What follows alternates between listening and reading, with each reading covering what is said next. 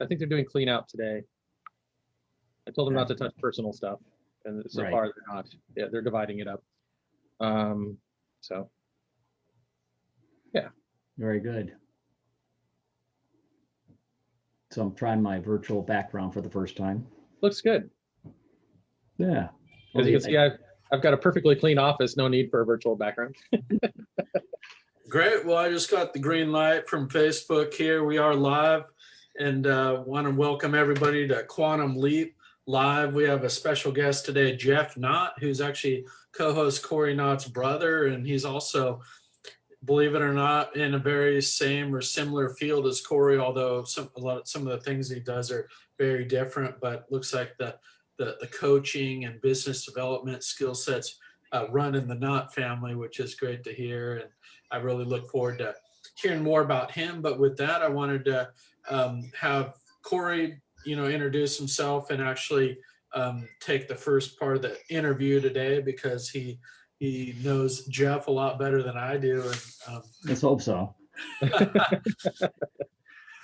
Well, I don't know. David lives in Orinda, so you know that area pretty well. You can ask him about that later. Yeah, so Jeff is also a tech nerd. I think I've probably a little bit, but we often come together on that one.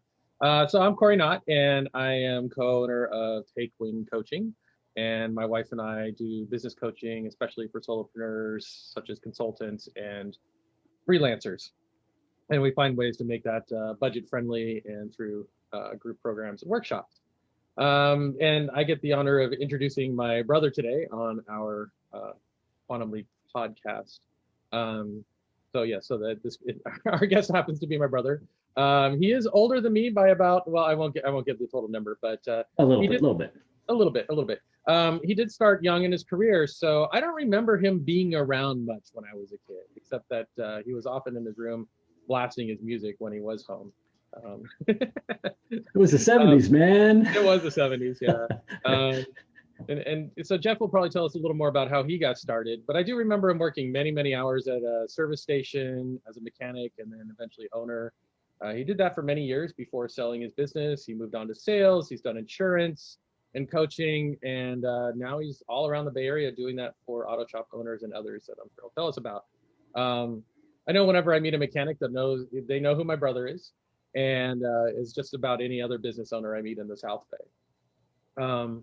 I would say that he and my grandfather really sparked my entrepreneurial interests. There wasn't, other people in the family who had that, but it just always interested me, being that businessman. And one story I have about him, in the late 90s, my dad and I, my dad asked me to attend a computer building course with him. And the person teaching the class noticed our name, and he asked if we were related to Jeff Nott. And we said yes, and he was just thrilled.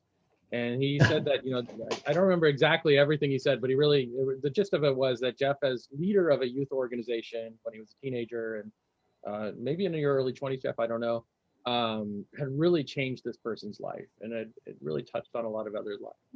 So, Jeff, I believe, is looked up as an entrepreneur. He's a family man. He's a leader and an inspirer of action. And he really, really likes good red wine. And I'll suffer with some good white wine too. Yes. So with that, Jeff, could you tell us a little bit about your story and professional background and your entrepreneurial journey? Well, you did cover a good portion of it. When, of course, I was good with my hands, so I like working on cars.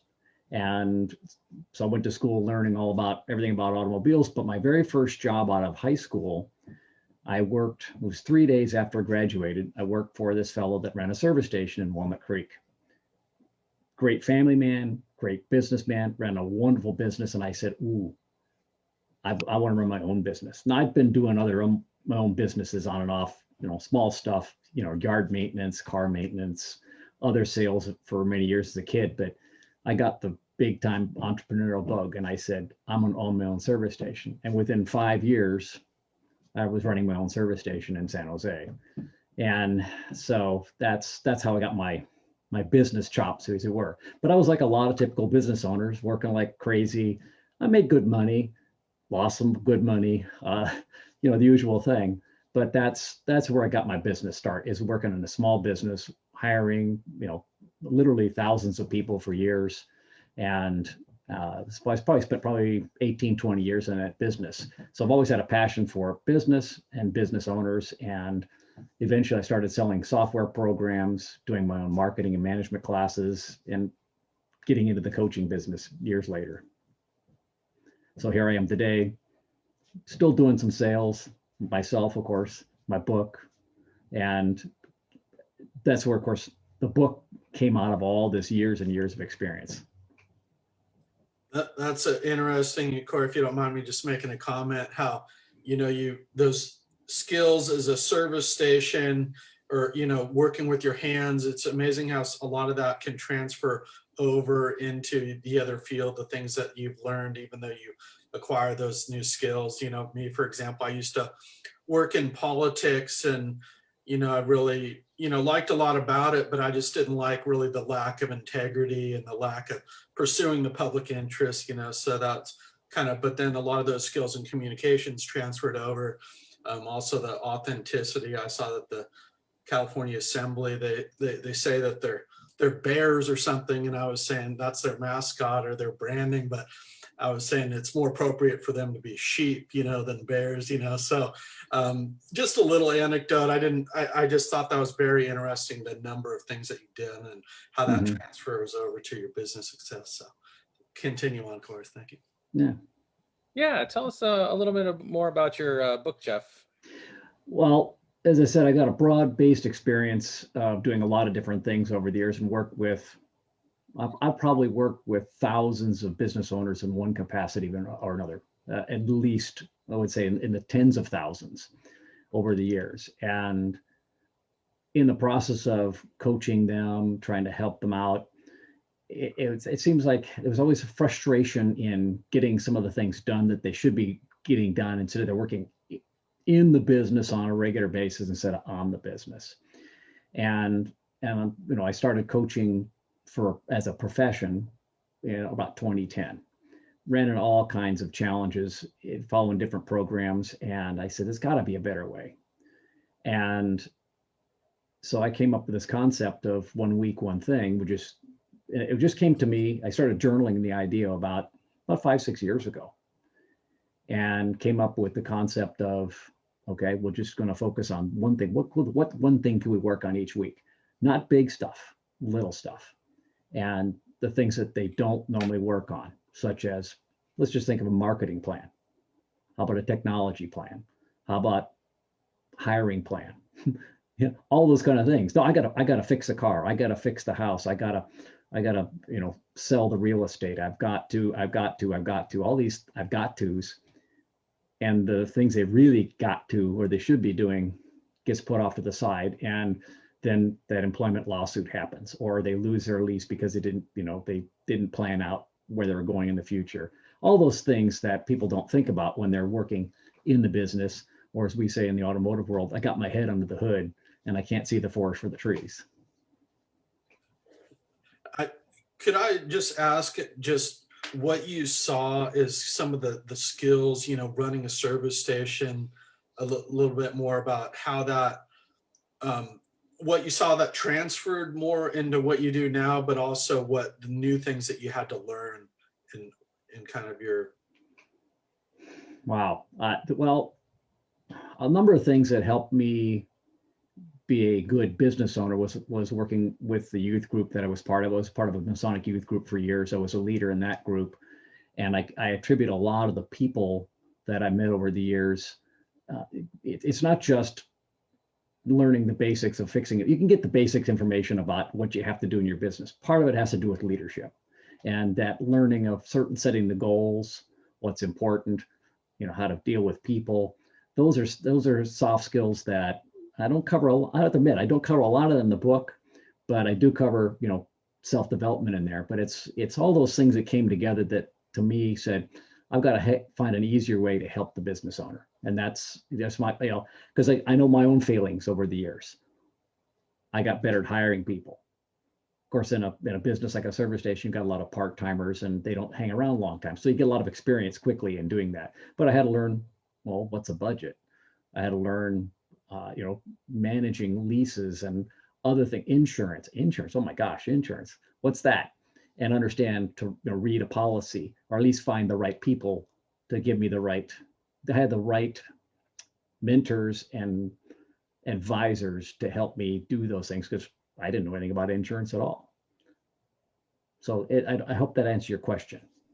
No, very good. And we can do another follow up at some point. I'm sorry to take over your guest. No problem. I'm excited to have the conversation. I always remember that anecdote from Ross Perot. I remember him saying about, opening up the hood and kind of getting under the hood for a business. So I love the analogies and, really people skills, running a business, working on your business, not in your business. So this is all music to my ears. So that's why I get excited and I jump in. But back to you, Cory.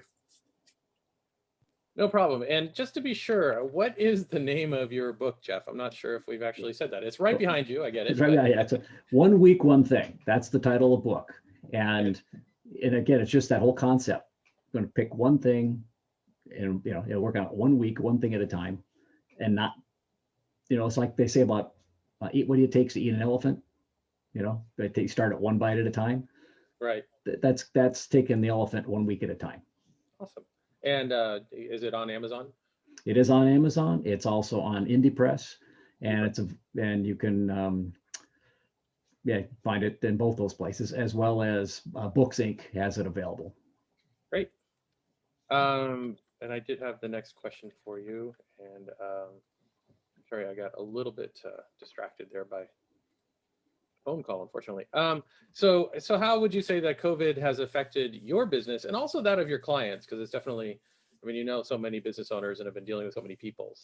So it's, of course, a lot of my core business has been the automotive world, and many of them had record years. Others have closed up and retired. Some, this is a time, like a lot of downturns, the weak businesses, those who are looking to retire and say, yep, I'm done. I would say, there's a handful of them that have gone away. And so it's, of course, more opportunity for those who are prepared or willing to prepare and adapt to the current situation. Now, there are some people that I have that are out of business altogether. I have a friend of mine that ran a exercise studio in Los Gatos. She just finally said, I'm done, and she retired. And luckily her husband did very well, and they moved up to Tahoe a couple of years ago and did okay. It's just, in this case, of her case, she sold her stuff for peanuts. Other people I'm seeing are learning to try to adapt, and some of them are suffering and some of them are working hard to get back. As far as my own business, it has created some new opportunities for me, as well as it's created some challenges. I was going to have a couple of book launch parties. Oops, those kind of went away, and that's slowed the launch of the book. I'm still getting sales, and I've been talking to people online and sharing it. So I'm waiting for the time when I can have the big parties and this book signings and all that again. What would you say then, to some of these people who are struggling with COVID? There's a lot of changes, things going on.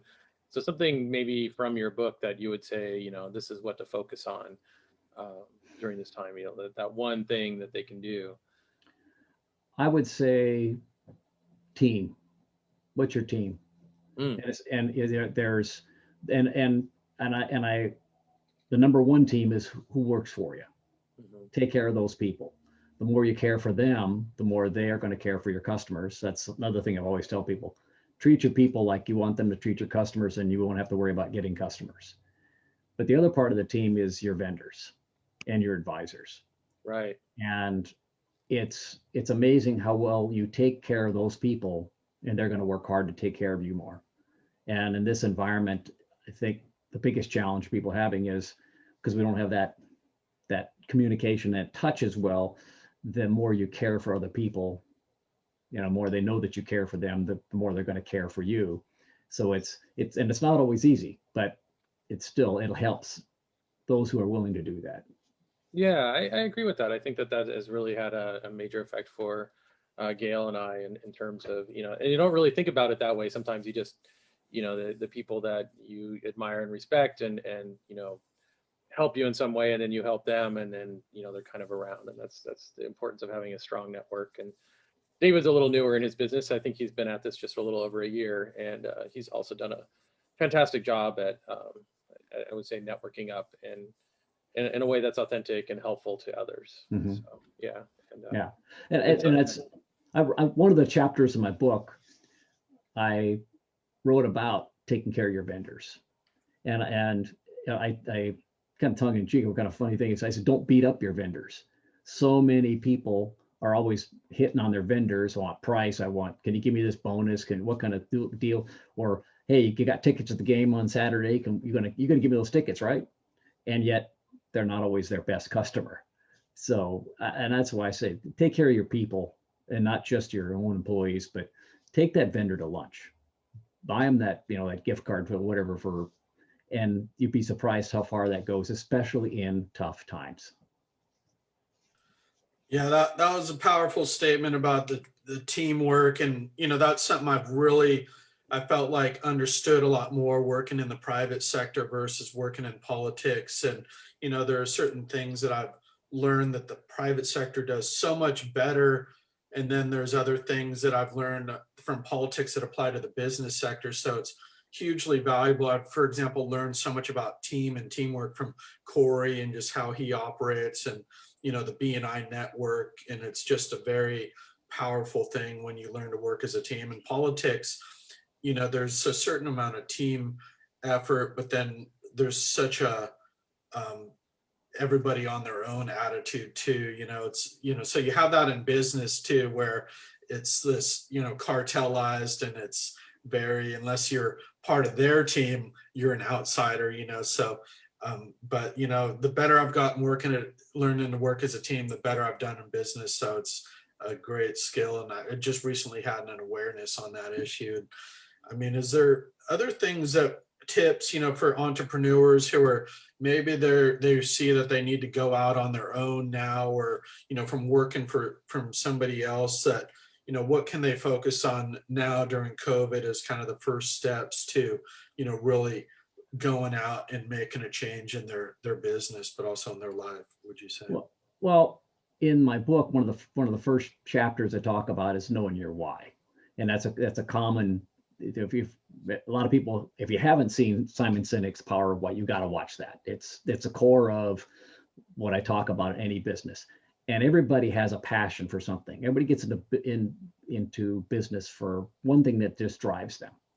And so get in touch with what drives you, and that will drive you to be successful in business, because people will sense that when you're genuine. Like you said, who's the genuine people? What's a genuine article? People are looking for genuine articles. And from that, you can build your business. Find the niche, be specific about who your target market is, understand your costs, be careful to, get help from key people that can help you put together those leases. If you're going to lease a building, find out if it's going to be there in a few years, that kind of thing. Be aware of those kind of things and the pitfalls, but that's where you bring in good advisors. Yeah, that's great. I remember a recent interview with Simon. I've seen his TED Talk. If folks haven't seen that on your why, it's something that Cory also taught me a lot about.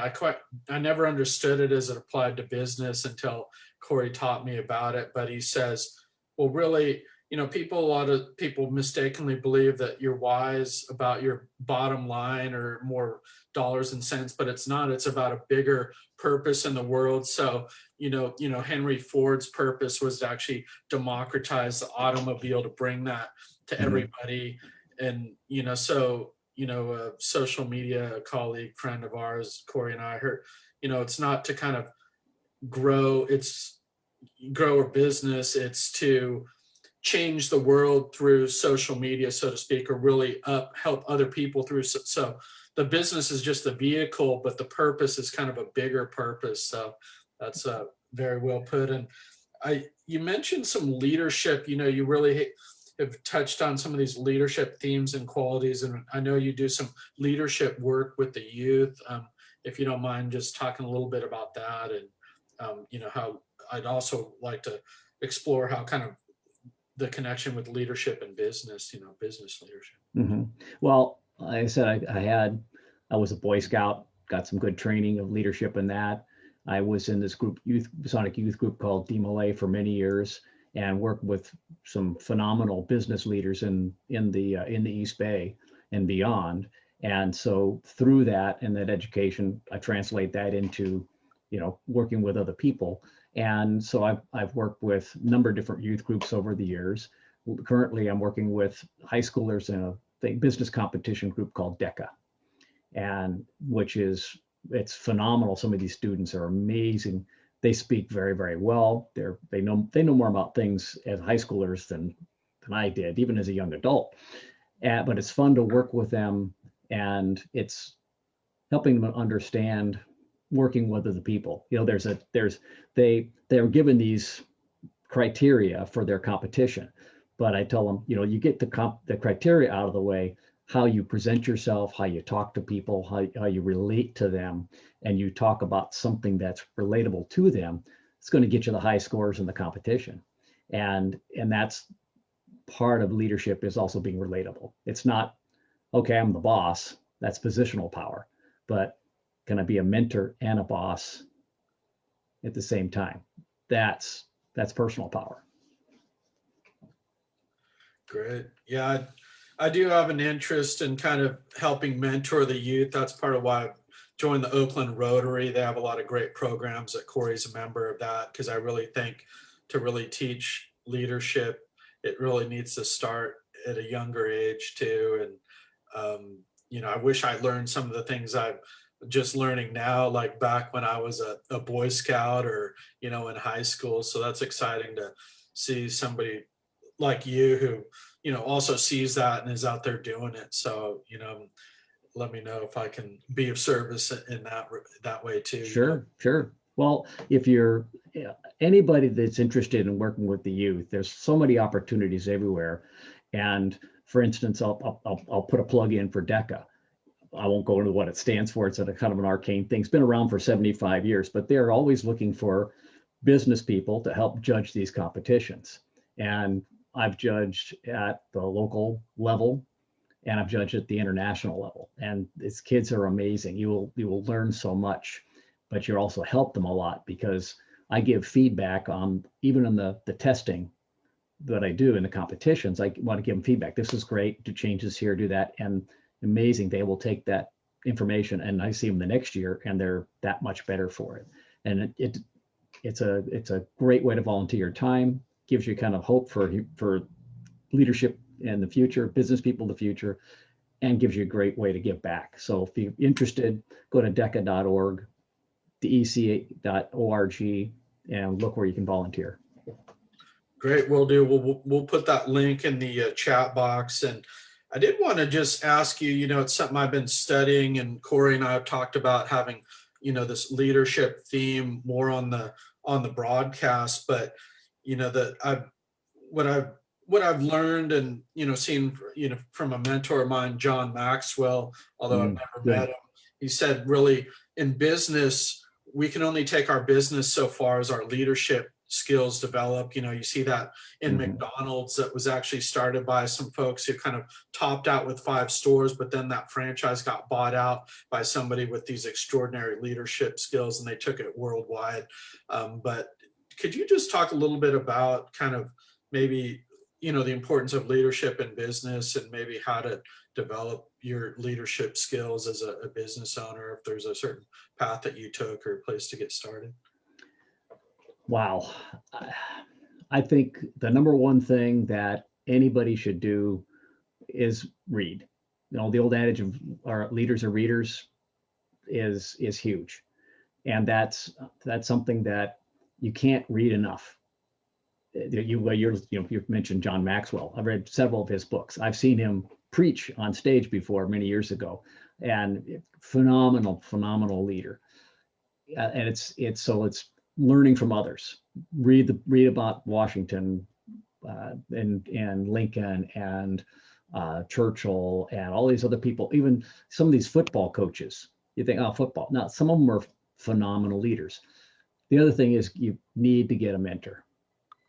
If you have a business, you should, if nothing else, find a couple other people in your industry that you really look up to, and good leaders will share what they what they do in their business, even with somebody that has a shop right down the street. In fact, I'm part of another organization where, you can call up any one of these business owners throughout the state and say, hey, I'm a member of the organization. I got this issue. Even if the guy was right down the street, they're going to help you. And I think that's the other part of being a leader, is being teachable, understand you don't know it all, and look to other people for advice. But also, when someone looks to you and asks, give them your heart, reach out, be available. Well put. That was such great advice in a very short amount of time. And that's what I've learned. A lot of what I've learned about leadership, I've learned through looking at other leaders, like John Maxwell. I did get a Lincoln biography, and I have several other biographies, but just looking at those leaders that really changed the world are so powerful, what we can learn from them. Even if we're not in that field, like somebody like Gandhi or leaders out of American history. I don't know, Cory, do you have any particular biographies or things that you've learned in terms of your reading? I know you've learned so much about business, Cory, a lot through practical, but are there certain things that you would recommend as well? I think I probably read more articles than books. It's kind of just the way I like to take in knowledge. And so, a lot of those articles do become books or come out of it, but I read a lot. And that's just kind of the way I consume things during the day. And then I enjoy, for my heavier reading, I tend to enjoy literature. So, and there's a lot to be learned from that too. It has a lot more to do with human psyche and the way people are, which is probably why I tend to work more on mindset and, helping people get more into self-forgiveness. It's just a strong perspective on history, but it's just different approaches. And I love pretty much everyone you're talking about, and what people have accomplished and do. So, any great entrepreneur, it's worth learning, what it is that they brought to the table and how they change things. And that inspires us all to make, a change locally or regionally or nationally or globally, whatever it is that we want to do. Mm-hmm. Yeah, there is, if I could spend all day reading, I probably would, because I just, between audiobooks and articles online, magazines, and books. So we get overwhelmed, got to go to work, but there are some great books that I've listened to on Audible. It's great when I'm on the road. That's a great time to get that. One that's been fun to read was the Extreme Ownership. It was written by 2 Navy SEALs. Very strong stories about them in the battlefield and everything, but great leadership stories in there. And that's kind of like my latest hot book to recommend to people. It's fun to listen to, but it's got very, very good, poignant lessons in there, from leading up and leading down, full accountability, not blaming other people. And that's, I think, all those traits of a good leader. Great. Well, yeah, we're excited to break some new ground today on the broadcast with the youth and the leadership themes. And, I'm actually in the middle reading, John Maxwell's 17 Irrefutable Laws of Leadership, which is a great book too, along with his 21 Irrefutable Laws of Leadership, were just incredible. I wish I could hear him speak live. That's, I watch some of the tapes and things, but people can Google him, just following him can be a great way. I don't know, Cory, did you have any mentors in business or business biographies that you'd like to recommend? I know we're going to wrap up here in a few minutes, but. I can't think of any offhand. I just recently listened to Leaders Eat Last. That's Simon Sinek is a good one. Has some great stories in it, and those are always, I think, what make good ones. Yeah, not offhand other than that at the moment. I've got a stack of books that I've got to get to at this point.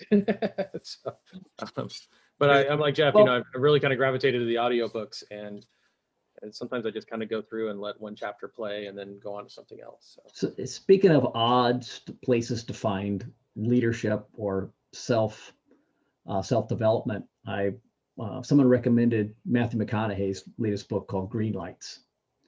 Funny story about him and his history. Yeah. And some amazing stories he tells about himself and things he learned about, note to self is one of the things he talks about. And he mentioned about men have man-made ceilings. And I think he was quoting somebody else in this, but the idea you mentioned earlier about where we're trying to grow and we put caps on ourselves. And he says, break your own ceiling, which is something about being a leader. We can always grow.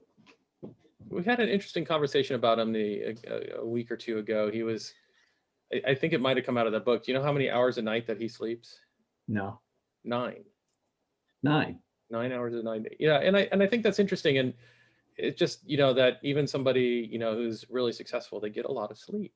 Mm-hmm. Some people don't need it, and they thrive on whatever. But I think we hear that a lot. Is like, I don't need, as people are just chronically underslept, which also does not help our leadership. And so I've been mulling on that for a while. It's like, 9 isn't really a number that I need, but it's closer to that than it is to the 4 or 5 that sometimes people say, to be successful, you got to not sleep, just work. I used to work 80, 100 hours a week. And yes, I created a lot of business. And I think that's another thing about, I'll put this little plug about business. So when you start a new business, it ain't about, I'm going to, work 5 days and go fishing 2 days a week and then take a week off every other week, right away. No, when you start a new business, you have to put in some time. It's going to be tough. It's going to be work. You're going to put in 60, maybe 80 hours a week getting that done. But if you plan it right and you put systems in place, shortly after you get things rolling, you don't have to work as much. And so that's something to keep in mind. And yes, you do need sleep. Initially, you may get less sleep, but in the long run, I just read that Tom Brady sleeps 9 hours a night. He works like a fiend all day long. He works out hard, but he sleeps. He goes to bed at 8:30 and he's up at 6 every night. Yeah, there's a lot of people, and I think especially as solopreneurs, who burn the midnight oil, and I know I did that for many years, and Gail and I did, and now that I have to be up, often at like 4 or 5, and I drag David into that too. He's doing some of the work for me.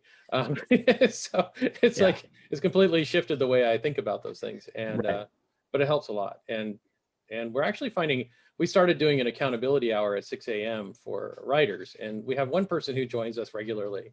And he was just saying yesterday, he says that is he hates getting up that early, and yet it's the most productive hour he has during the week. Right.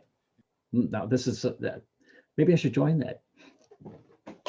You are absolutely welcome to. We'd love to have you. And all we do is we just basically say, okay, we're going to write for an hour, and then we do. And whether you say anything or not, doesn't matter. Yeah. I think the thing that's important, I know we hear about Elon Musk or something, we're sleeping 4 hours or something, but I think if we get spread too thin, then we lose our creative ability to kind of think big picture. So you mentioned, starting a business, and it's easy to get so worn down and run down, but to really get out of that cycle, you actually have to use your creative aspects to kind of work on your business, not in your business, to get out of those trenches and build in that time. Maybe it's a 48 hours out in nature or something, but about how to kind of move your business forward instead of just through hard work, because hard work alone isn't going to cut it. You got to have that sound plan. But I love that about, we don't have to give up on our sleep per se, but even if we're getting up at 4, sometimes Cory and I will still maybe sleep in on the weekends or take a couple days off during the week to kind of get regrouped. So right. Well, that goes also, I've been asked many times in the workshops I've done over the years. Someone say, well, how do you live a balanced life? And I say, what's that? It's balanced life happens about, a small portion of the time, because it's always something that, you tried to, and, I have studied my life where I try and sleep on a regular basis, the same hours, but at the same time, as sometimes, like last night, I was up till 11 o'clock, 11:30, consoling a friend of mine whose wife's going in for major surgery next week. There's times when you need to be there for somebody else, or you need to get something done. Life is never going to be fully balanced, because it's going to demand different things of you. And understand that's the way it is, and that's okay. I think we look more for harmony than balance too, is a good way to look at it. But yeah, I don't think I wanted to dive deep into the sleep thing. I was just kind of one thing that we learned from leaders, that maybe we wouldn't pick up otherwise, if we just sit down and focus on our own thing, we miss all that. I thought that was my phone for a minute. No. Jeff, I did want to just ask you, and we can almost close on this. I'll give Cory a chance to make some closing comments too, but are there a certain kind of ideal client, or maybe it's a speaking engagement for workshops, or a person out there that you're looking for your business to maybe come ask you to speak, or come ask with a consulting project, or we want to give you the opportunity to kind of speak to your ideal client out there who might be able to use you. So I just want to pose that to you. There's a couple things. Anytime someone's looking for, presenter that talk about the principles, simple principles of leadership and or business with the simple ideas, because that's the whole thing about my book is simplicity. Let's keep it simple. And so I'm always looking for opportunities like that. I actually did a presentation about writing my book. It wasn't about the book. It was about my story and when I went through it, and goal setting and finding help. And I did that for local Rotary chapter, and I did it for Seroptimus down in Southern California. So I'm always looking to offer that. The other thing, as far as clients, I'm looking mostly for service industries. That's my passion, because I've been in service industries all my life. I've worked in other businesses and familiar with that, but those who may have 5 to 50 employees, they're out there dealing with customers on a day-to-day basis, and they're looking for that breakthrough. I'm working away like crazy, and you could be in business for 5 years, 5 months, or 20 years. We all could use the help, and that's what the book's about. And those are the kind of people I'm looking to work with. Great. No, I look forward to taking a closer look at the book, and maybe talking more about that at some point, and also probably your next book, if you have one or a thought. I know Cory's also writing a book, which I'm looking forward to as well. And with that, I want to ask Cory if he has any closing comments, but we are about at time. And I will just close with a pun, because that's what Jeff and I are otherwise known for. And I would say, so Jeff, isn't a sore optimist basically just a pessimist?